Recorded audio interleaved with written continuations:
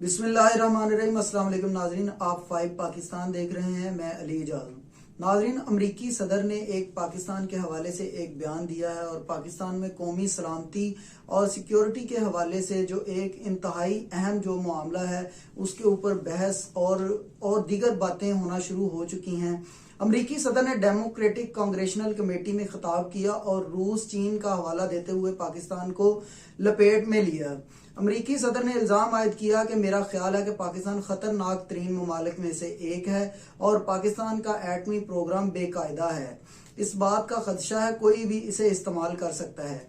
देखें, अमेरिका जब भी किसी मुल्क के ऊपर कुछ बड़ा करने की कोशिश करता है या किसी के ऊपर चढ़ाई करने की कोशिश करता है तो सबसे पहले जो है वो उनके ऊपर इल्जामात वगैरह जो हैं उनके ऊपर लगाए जाते हैं कि इसके पास न्यूक्लियर वेपन्स हैं और दीगर इस तरह की कुछ चीजें हैं इसके पास, तो और उसके बाद जो है वो उसके ऊपर चढ़ाई की जाती है।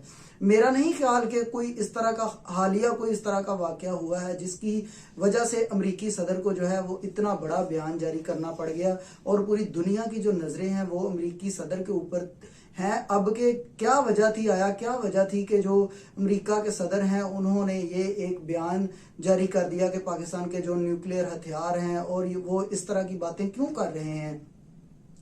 तो जब इराक के ऊपर अमेरिका ने चढ़ाई की थी, आपको याद होगा, इराक के ऊपर भी यही इल्जामात लगाए गए थे कि इराक के अंदर जो है वो इराक जो है वो एटमी हथियार जो है वो उनके पास मौजूद हैं। तो ये इल्ज़ाम लगाकर उनके ऊपर चढ़ाई की गई थी।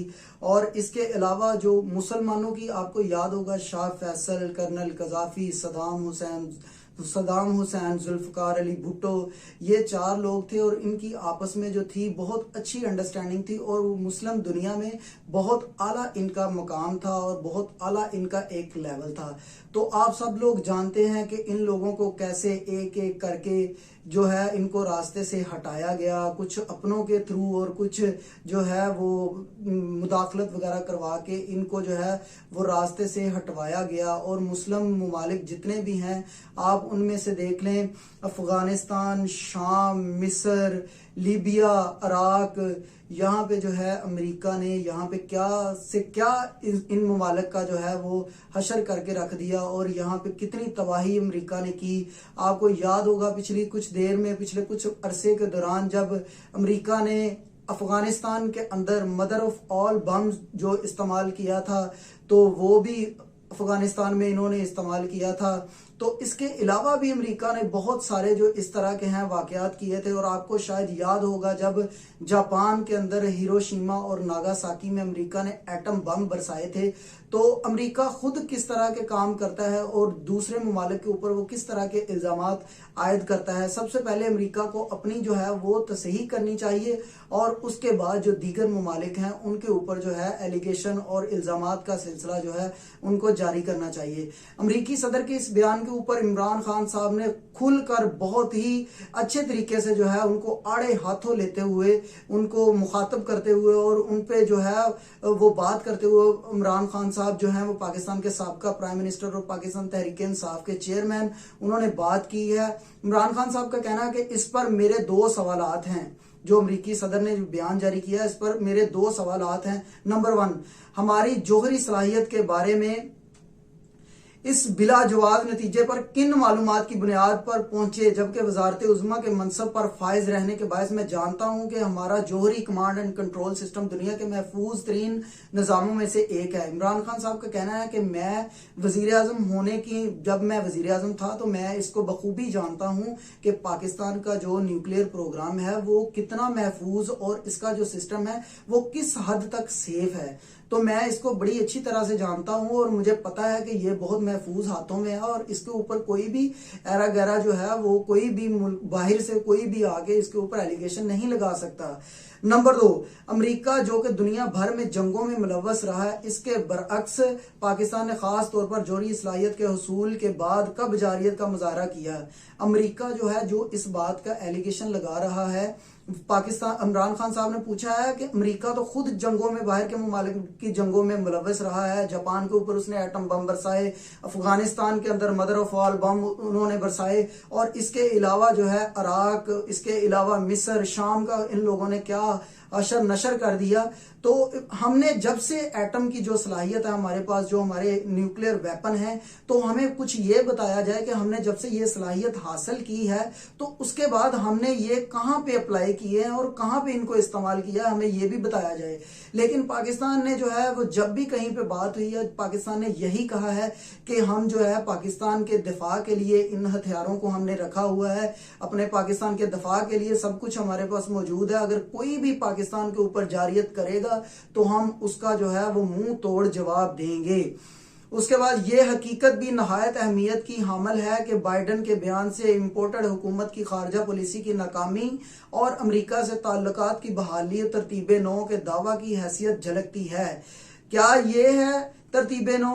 इनको मुखातब करते हुए पिछले कुछ दिनों में आपको याद होगा जब ये पीडीएम के कुछ लोग थे, उन्होंने कहा था कि इमरान खान जो है जब उनकी हुकूमत थी तो उसने जो है वो बाहर के ममालिक के साथ जो पाकिस्तान के ताल्लुकात थे वो खराब कर दिए हैं, और हम लोग जो हैं वो पाकिस्तान के ताल्लुकात जो हैं हम लोग उनको नॉर्मलाइज कर रहे हैं और जा रहे हैं दूसरे ममालिक के साथ हम ताल्लुकात को अच्छी तरफ लेके जा रहे हैं। तो इमरान खान साहब ने तंजिया अंदाज में पूछा, ये है तरतीब नौ? ये पाकिस्तान के ताल्लुकात जो हैं वो बाहर के ममालिक के साथ जो अच्छाई की तरफ और बेहतरी की तरफ जा रहे हैं? ये हुकूमत नाअहली के तमाम रिकॉर्ड तोड़ चुकी है। मेरी सबसे बड़ी परेशानी यह है कि हमें मुआशी बदहाली की दलदल में धकेलने और अपने लिए NRO 2 के बंदोबस्त समेत व्हाइट कॉलर मुजरमों को मुल्क लूटने का लाइसेंस थमाने से हटकर ये सरकार हमारी कौमी सलामती पर भी मुकम्मल समझौता कर गुजरेगी। इमरान खान साहब का कहना है कि ये हुकूमत ने जो है नाअहली के तमाम रिकॉर्ड्स जो है वो तोड़ दिए हैं और अपने लिए जो है वो NRO 2 जो है वो इन्होंने ले लिया है और उसके ऊपर मुसलसल गामजन है। तो जो व्हाइट कॉलर क्राइम के मुजरिम हैं उनके लिए जो है वो जुर्म करने का जो रास्ता है वो हमवार करते चले जा रहे हैं, और इस तरह की जो उन्होंने बातें की हैं। तो इसके बाद जनाब आते हैं नवाज शरीफ साहब जो हैं, उन्होंने भी एक बयान जारी किया, और बिलावल भुट्टो जो पाकिस्तान के वजीर खारजा हैं उन्होंने भी इसके ऊपर बयान जारी किया, और उनका कहना है कि पाकिस्तान के जो न्यूक्लियर हथियार हैं, जो न्यूक्लियर असासे हैं, वो इंतहाई महफूज हाथों में हैं और किसी को भी इसके ऊपर परेशान होने की जरूरत नहीं है। अलबत्ता जो भारत के जो हैं वो न्यूक्लियर वेपन्स जो हैं उनके ऊपर कई तरह से सवालिया निशान जो हैं वो लगे हुए हैं, और इसके ऊपर सवालिया निशान है तो उनके ऊपर तवज्जो दी जाए, ना कि हमारे मुल्क में कभी भी इस तरह का कोई भी वाकया पेश नहीं आया। तो भारत के अंदर जो है वो कई दफा जो जोहरी हथियार जो होते हैं, जो उनका मवाद होता है, वो उसकी स्मगलिंग जो है वो पकड़ी गई है। तो मियां नवाज शरीफ साहब ने एक सोशल मीडिया के ऊपर ट्वीट किया, वो भी मैं आपको पढ़ के सुना देता हूं। पाकिस्तान एक जुम्मेदार एटमी रियासत है जो बैनुल अक़वामी कवानीन और तरीकों का एहतराम करते हुए अपने कौमी मफादात का तहफ़्फ़ुज़ करने की मुकम्मल सलाहियत रखता है। हमारा एटमी प्रोग्राम किसी भी मुल्क के लिए खतरा नहीं, तमाम आज़ाद रियासतों की तरह। नवाज शरीफ साहब का भी यही कहना है कि पाकिस्तान के जो असासे हैं वो बिल्कुल महफूज हाथों में है, और ये जो है वो पाकिस्तान के दफा के लिए है, और पाकिस्तान के ऊपर जो अगर कोई भी चढ़ाई करेगा और पाकिस्तान के ऊपर जो है वो मैली नज़र से देखेगा तो उसके लिए ये पाकिस्तान के जो असासे हैं, न्यूक्लियर हथियार हैं, तो वो हमारे पास मौजूद हैं और किसी को भी इस हवाले से परेशान होने की ज़रूरत नहीं है। पाकिस्तान एक जिम्मेदार एटमी मुल्क है और पाकिस्तान जो है वो अपनी जिम्मेदारियों को अच्छी तरह से समझता है। तो ये थी जनाब आज की ताज़ा तरीन अपडेट्स। मैं उम्मीद करता हूँ आपको मेरी वीडियो पसंद आई होगी। अपना बहुत ख्याल रखिएगा, अपने इस चैनल का भी। अल्लाह हाफिज।